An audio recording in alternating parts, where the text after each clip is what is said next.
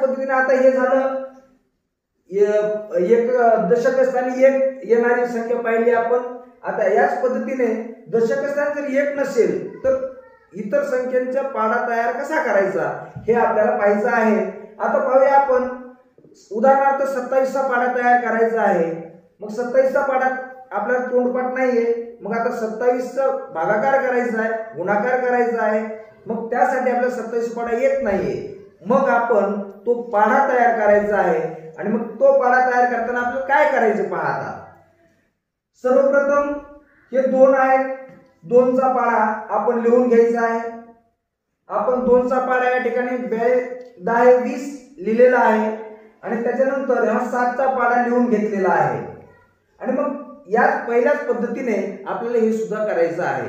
आपण या ठिकाणी पाहूया हे 2 आहे, सिंगल आहे, त्यामुळे 2 ला 2 लिहिले, 7 ला 7 लिहिले, हे झालं 27।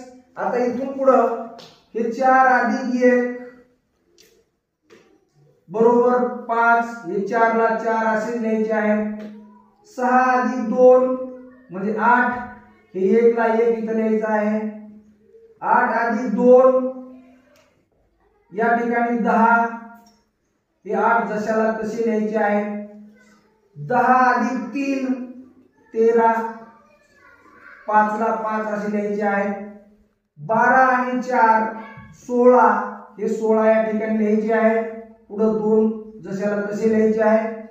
14 अधिक 4 म्हणजे 14 आणि 4 18 होतात, हे 18 आणि या ठिकाणी 9 ला 9, त्यानंतर 16 आणि हे 5 21, या ठिकाणी आपल्याला 21 लिहायचे आहे आणि 6 ला जशाला तसे 6 लिहायचे आहे।